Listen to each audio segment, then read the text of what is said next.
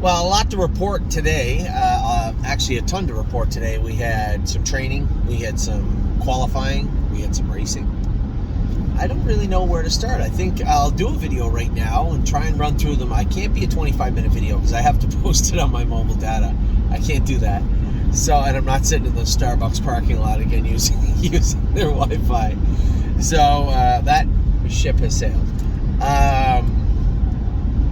I guess let's talk about the racehorses first. Kind of bittersweet at Plainridge. I just watched Haunted House completely jog, and he didn't jog. Fought back. That is the toughest horse that I've seen in quite a while. Headed. How many times have we seen him headed, and he fights back to win? This time in 50-2. I know that Mark has some reservations about that class. One, filling consistently, and two, what waits for him above there. And I was surprised a little bit when he had told me a couple of weeks ago, and then he said it again today. He said, Anthony, here may not be the best place for him in the class above here, where he's at.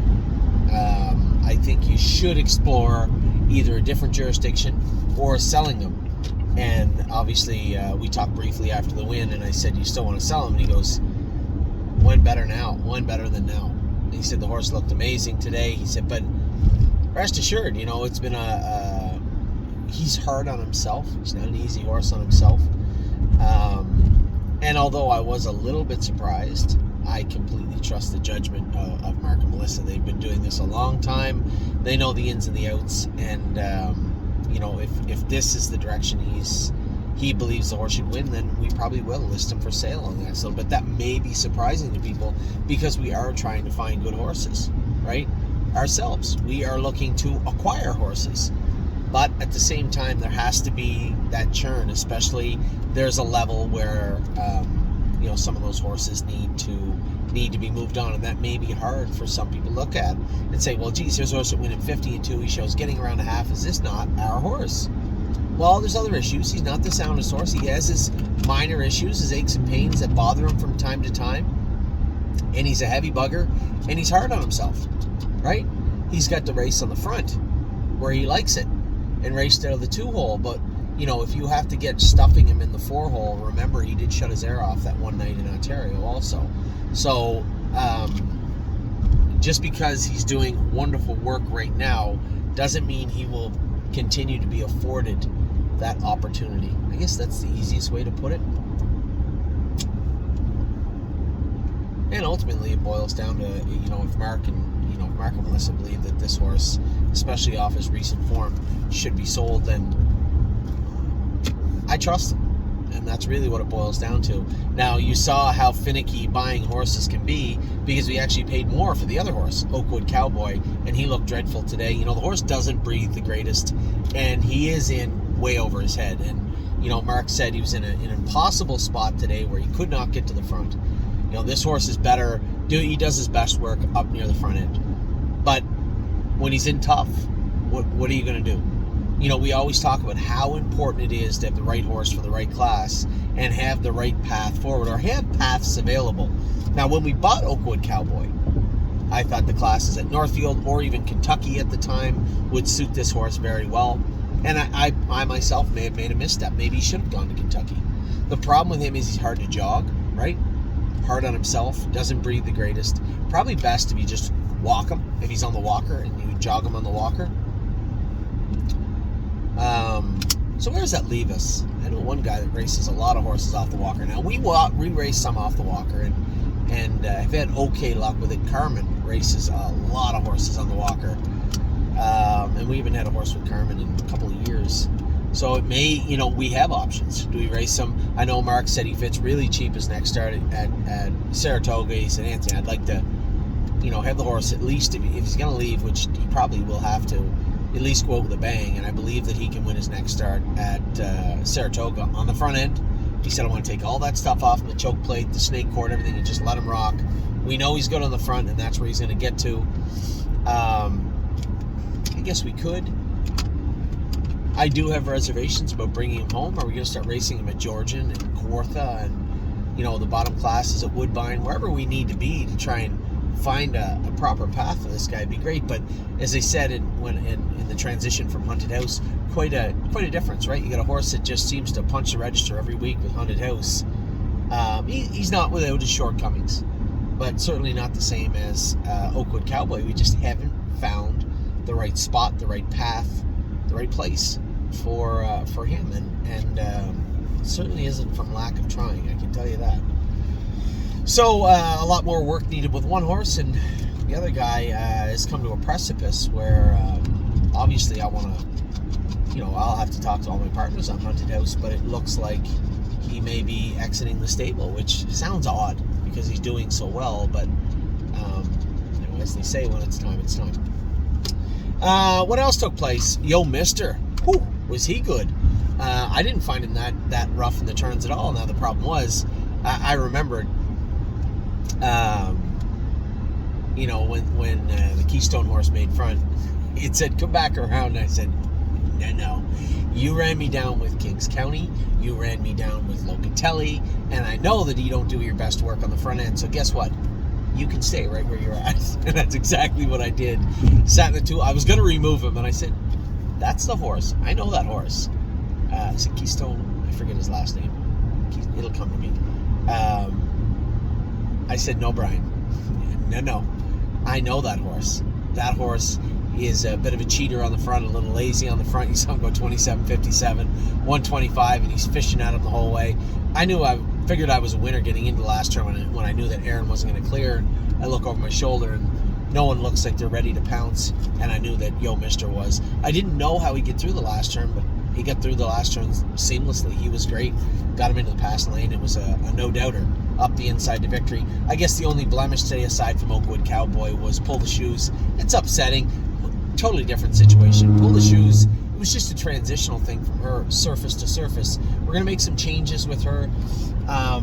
Power was there. She was very strong down the backstretch. Felt like she wanted to attack, and I was trying to keep her trotting, and she just went to transition in the turn, switch her lead, so to speak, touched herself, got out of gear, and made a break.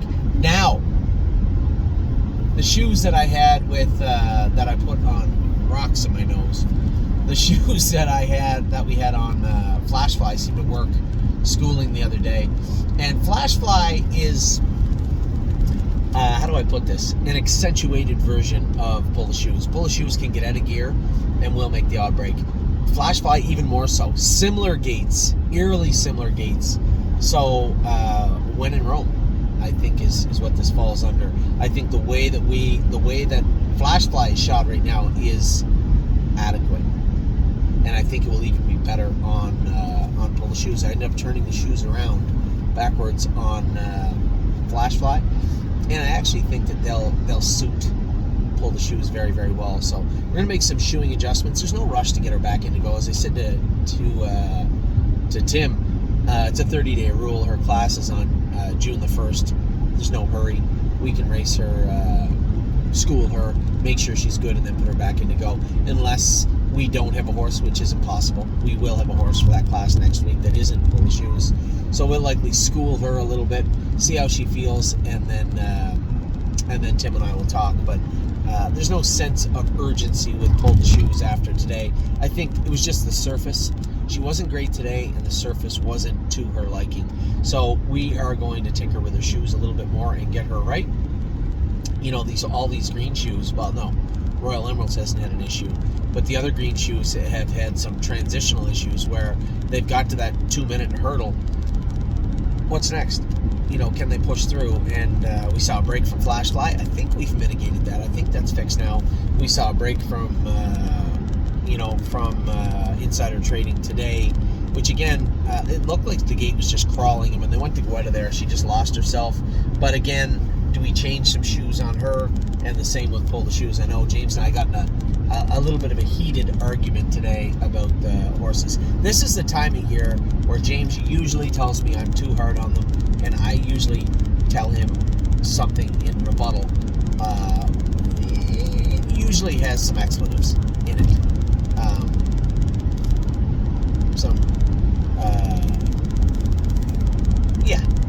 Some rather harsh adjectives. Him and I butt heads at different times of the year, and this is one of the times right here. The thing I tell James is there's a million different ways to train a horse. There's a million different ways to get the horse to the races. But I do not subscribe to the back off all the time. When it's time to give them time, you guys know, we'll back off them. We did it with George of the Jungle. We'll do it with all the horses. If they need time, we'll give it to them. But when they're in training, they are athletes and they will train. I'm sorry, James and I are not in lockstep when it comes to that. Now when it comes to punch the clock, our time is on my side. Horses that are a little bit behind that are for different reasons. He's a giant. She almost died. These are horses that need a little more time, that had missed time or just are in transition to being where we need them to be. We're not training, I used to say, by calendar trainers. Oh, they qualify with this date, this is when they train, and this is how fast they go no matter what. We don't do that. Every horse gets her own individual badge, so to speak, gets her own individuality in our barn. They always have. But when it comes to work, they're athletes. And he hates it when I say it, but James is already there. He's a top driver. But when it comes to training horses, there's still a lot for everybody to learn. Him included, me included. But I can assure you this, from an athlete standpoint, if you're, I'll use the Blue Jays because that's our baseball team that I cheer for. When you got a guy like Vladimir Guerrero and he's in a bit of a slump, he doesn't sit at home on the couch. He doesn't work less. He's the first one to the ballpark taking batting practice. He's probably the last one to leave. And that's how it is when our horses, if they're lacking a little bit, they are going to work harder, right? That's what being an athlete is all about. And I've always been that way, and I know there's going to be some of our clients that probably side with James, but this is my boat to row, right? And that's the way it is. I'm the one come June, July, August, September, where if the horses don't work out, regardless, I can't just chalk it up and say, well, that's racing, even though it is. That's still on me, right? I got to carry that mail. And when it comes to the horses, I have the responsibility for the babies anyway. And that's really what it boils down to, right? We can split hairs, we can talk about this is what we need to do or this is what we don't need to do. It doesn't matter. I'm going to be the one that is going to be with his head in the guillotine, not anybody else. So when it comes to how the horses train, it's not necessarily a democracy. When it comes to the babies, it's my way, and that is that. So this all bubbled up from the break from insider trading, and I, subsequently, James knew what was coming. Flashfly and her are qualifying on Tuesday. He said, there's no rush. If they miss the first stake, they miss the first stake. I said, it is easy for you to say. You have zero into these horses. Nothing. There are 4 stake races, and both those fillies will be at the first stake race. Of that, I can assure you. And if I thought that there was a physical ailment slowing them down, then fine. We could talk about that. If I thought there was sickness or lameness, that's different. But when it's just mistakes, unforced errors, they're qualifying on Tuesday. That is that. That's not up for discussion. And that led to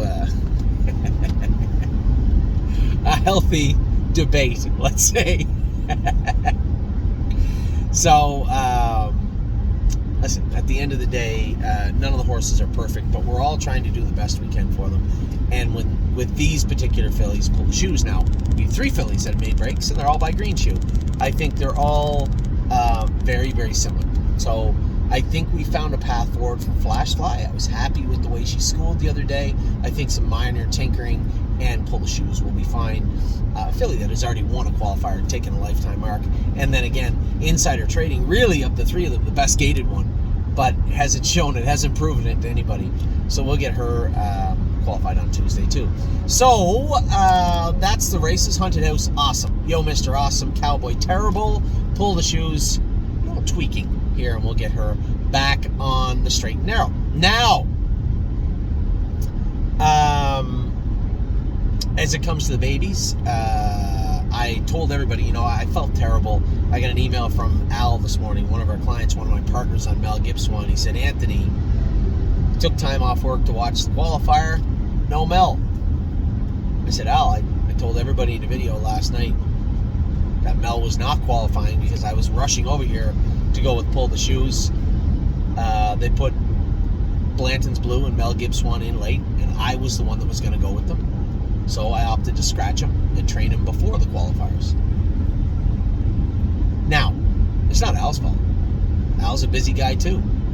And I feel terrible when this happens because, Al doesn't have time to watch every video that I make. And I have chosen this route, right? YouTube and videos to update everybody on what's going on. So there's a bit of a lag there. And there's going to be people watching and say, yeah, I can't watch every video also. I get that. But that is the best way that I like to disseminate the information to everybody. So I apologize that there was a little bit of a miscommunication, I guess is the best way to put it, for Mel Gibson and Blanton's Blue. But rest assured, I apologize if I happen to ruin your morning. But Mel Gibson trained awesome. He was the first one out the door this morning when I got there. I trained him in 2 minutes, last half in 59, last quarter in 29. He was very, very good. A lot of the horses that have had these flip-flops on all year, they're going to start to come off now a little bit. I think Mel is one of them. I know that Indiana in particular is kind of a deeper track, and the flip-flops are not really the preferred shoe of choice in the Hoosier State. So we'll probably take those off him and just go to a trotting switch this week. The story of the day were actually the next two for different reasons. Blanton's Blue, 58 last half and 57 and 2. Last quarter in 28 apiece. He was exceptionally good. I wanted to train him hard because I wanted to make sure that maybe I wasn't giving him undue respect when it came to where we were racing him and what we were going to do, where he was going to be entered. So I wanted to make sure that I was comfortable in saying Blanton's Blue will race in the Sire Stakes in Yonkers, and this is why. Scotty liked him when he qualified him the other day, but that was 2-3. I'd been in 2-1 the week before. I went out today, and for him to do that by himself was rather impressive. This wasn't a schooler or a qualifier. This was all by his lonesome.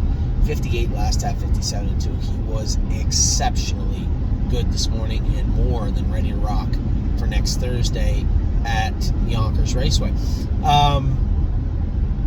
The last one was was totally different. It wasn't a stake horse. It was a 6-year-old.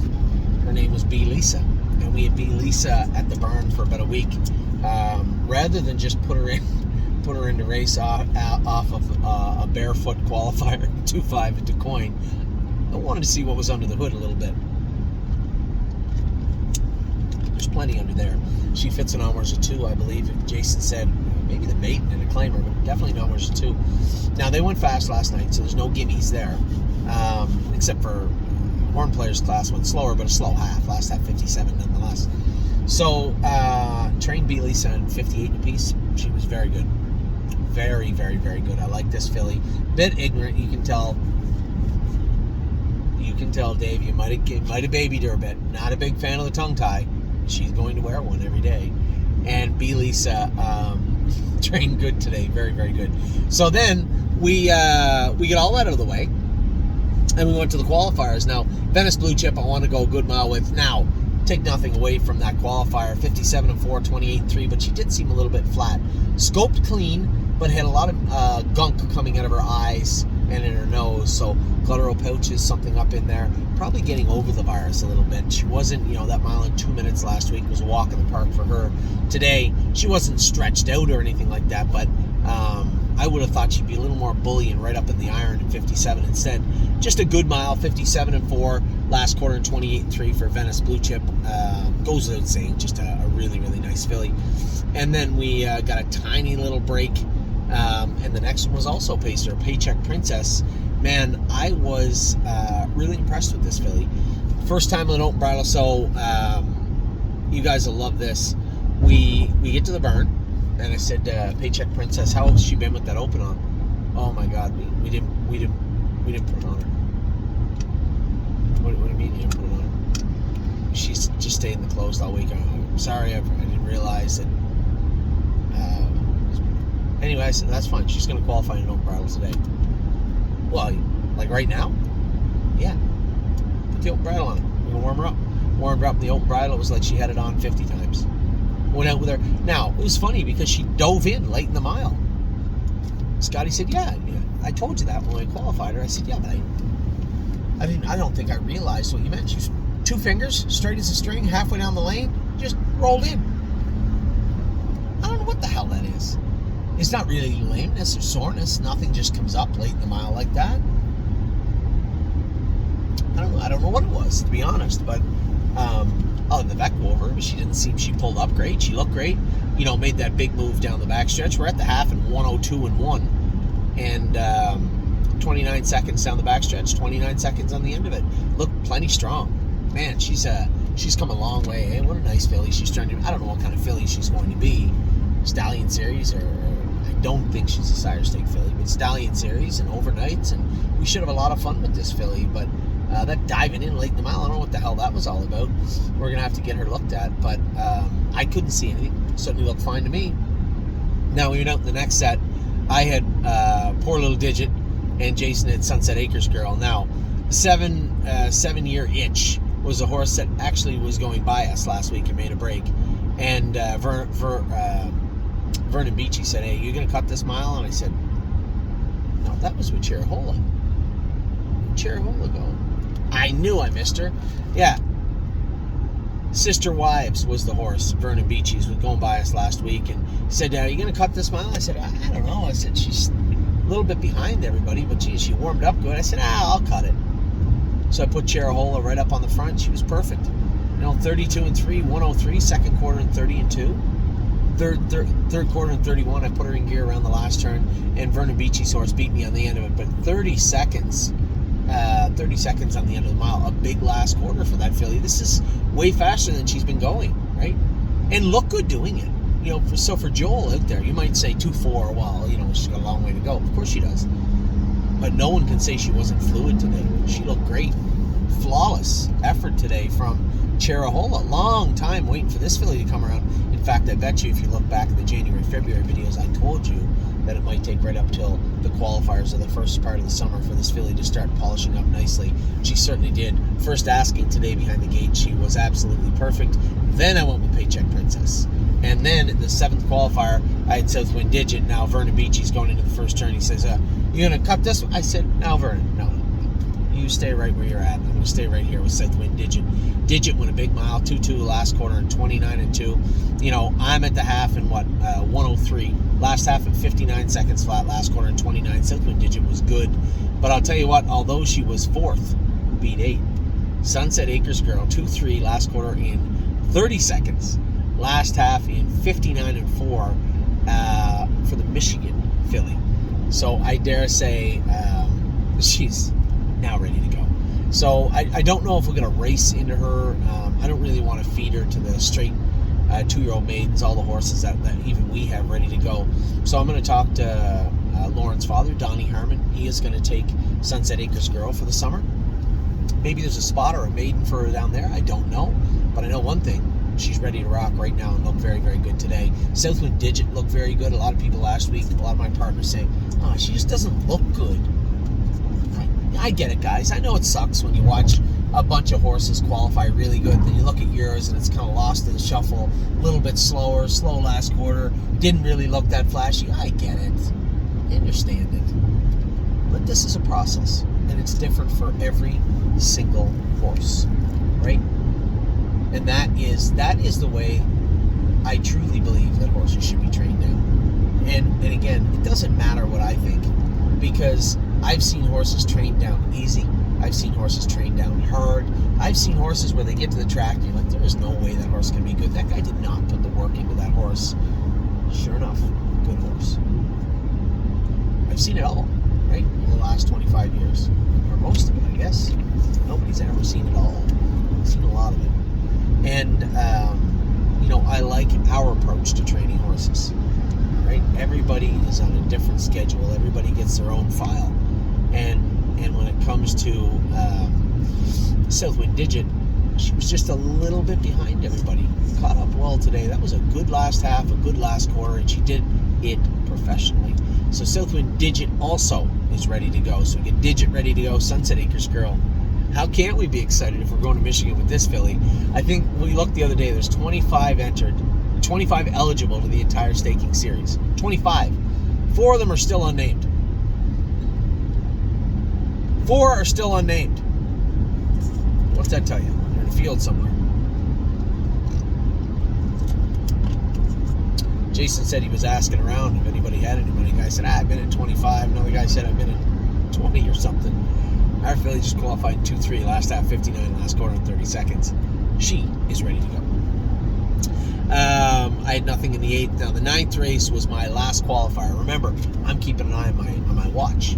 I got to get out of here. I want to go race Pull the Shoes. So at 12:35, I'm gone.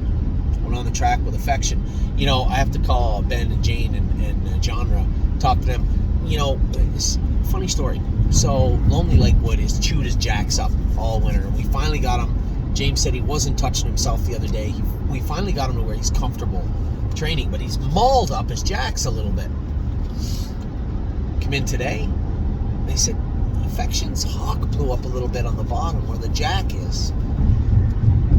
He said, you know, put the head check on her and the head pulls last week. She kind of laid down a little bit, was acting up and being bad.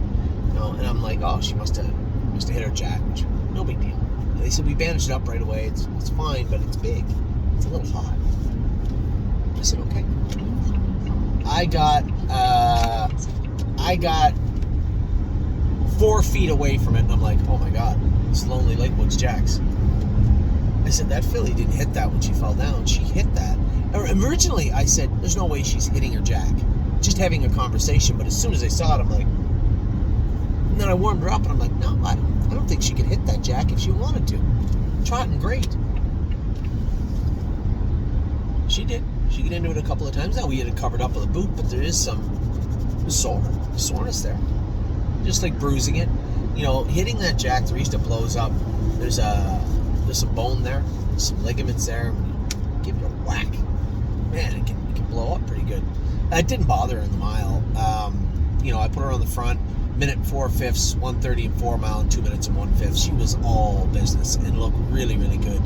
And it wasn't hot after. But it was there. So she has flip-flops on up front. I just think that with those flip-flops on, she's going to continue to get into herself. So we're going to change her shoes up front, take those flip-flops off, put a trotting swedge on her, because I just think as the summer wears on, you're going to find that that jack, that swelling in that jack doesn't go away. So for Jane and Ben and John, don't worry. It's not the end of the world. And worth noting, I told you that little story about Lonely Lakewood. They're both Father Patrick's. So a little bit of a connection there. But Affection was exceptionally good, very, very strong. Really, really happy with her. Now, I got on the road right away and left, and I tuned in. 11th went behind the gate. An Enterprise, of all horses, oh my God, an Enterprise. Vernon Beachy's looked good. $1 million in Coins. It's a great name. $1 million in Coins was good. I thought Irresistible Sun was adequate. I think there's a lot more there. When I warmed him up, you could tell he's very green. He'll start and stop and start and stop. And I think when we get him laser focused as the summer starts, I think you're going to see a really, really nice horse. And although I didn't sit behind him, Luke Ebersol did. Looked like he fought hard to get up for second. 2 minutes and a fifth last quarter in 29 and 2, off a half in 101 and 2, so a last half in 58 and 4. A good mile, 2 quarters in 29 and 2 consecutively for Irresistible Sun. And then Activation, a lot of people saying, oh, Activation looks slow. Same as it goes back to Digit, right? This is a process. And Activation, Scotty was really quiet with him, and I said, there's no real need to wind him up, right? There's no need for that. Let's just take our time with him, and that's exactly what we did. And today's qualifier was great. 4 beat 6, 2-1 last quarter, 29 and 4. Now, doesn't, you know, make the hair stand up on your back, but at the same token, it's quite a ways from the 2-3 or 2-4 that he went last week, and he'll only get better and better and better. He's qualified now. He's ready to go. Now, 12th qualifier, we had Prince Charmer. I thought he looked good. And Until He's Hanover. Another horse. Everybody's like, 2-4, 31 seconds. Well, I see 2-2 and 1 last quarter and 30 seconds today, off a half in 101 and 4. That's a half in a minute and a fifth. That's a good mile for both Prince Charmer and Until He's Hanover, and both looked like they were coming to the leaders down the lane. I was impressed with both of them. Now, the last one was Purple People Eater. Big kick on the end of it for her. Just beat 3/4 of a length, 2-1 and 2, 29 and 1 on the end of it. But a last half in 102 and 4, 58 and 2. So consecutive 29 1/4. I thought she looked as good as anybody. Today she looked very, very good. Now, the only 2-year-old that we have anything to do with that has made a break in 2023 officially has been Pull the Shoes. Every horse we put behind the gate is qualified. Every horse that we put on the gate in a pari-mutuel event, that's 4 of them so far, they've got clean lines and raced relatively well, except for Pull the Shoes, who made a break today. But as I said, I'm not too worried about Pull the Shoes. The tenacity is there. The work ethic has always been there. Just got to give her a little help, and I think we will. This shoeing change, I was glad, and it does come from Flashfly's shoeing change, but very happy with the way she went the other day, and I think a similar change here for Pull the Shoes will just get her over that last hump. But the power is there, the strength is there, the intelligence is there. Just need to work on the confidence, and we will over the coming weeks. So with that, we still have Patrick the Piranha and 5 fish species, a couple of fish left to go tonight. But it has been a great day. Really impressed with Yo Mister. That was the first time I ever saw him up close. He raced great. Haunted House was just so impressive. Really impressed with him. Impressed with everybody over the last 2 days. For the most part, I talked 3 videos, I think, yesterday. A lot to cover, a lot to talk about. Brought you a big video. I said I'd keep it low. 31 minutes. My God, I'm brutal. And then maybe I'll do one. We'll see how the two fish race later on. So with that, I'll let you go. I hope you guys had a great day. It's been another good day here. We got a qualifier tomorrow. We got some training going on this weekend. We got Ollie. Yes, I'm coming back to the Meadows on Saturday. I was wrong too. It was Greg. Greg, you were just a little slow pointing out the obvious, that there was a typo. I should have caught this. What is wrong with me? Tailgate Buzz racing for $47,000. Of course, Spitfire Overseas is going to be racing for the same amount. What the hell is wrong with me? I saw the 100,000. I'm like, oh, I'll go drive him, I guess. Ronnie's going to pick over him. They're both racing for 47, but Kings County's also in. Both Stacy and Tim asked me to drive a horse of theirs. So I'm going to roll in there a little bit late. I'm going to finish up as quick as I can, get back to Ontario. Yes, I'm going to miss Ollie play his games on Saturday, but I'm going to watch both of them on Sunday. So with that, I'll let you go. I do hope you had a great day. It's been a pretty good day, and good luck to everybody with Patrick the Piranha and 5 fish species. Both fish are in a good spot tonight, I hope. No gimmies. Patrick's back in the open, and he hasn't quite regained the Patrick of old swagger, but every week's a new week. So good luck to the Patrick owners, and 5 fish species the same too. Good luck to all of us. Take care.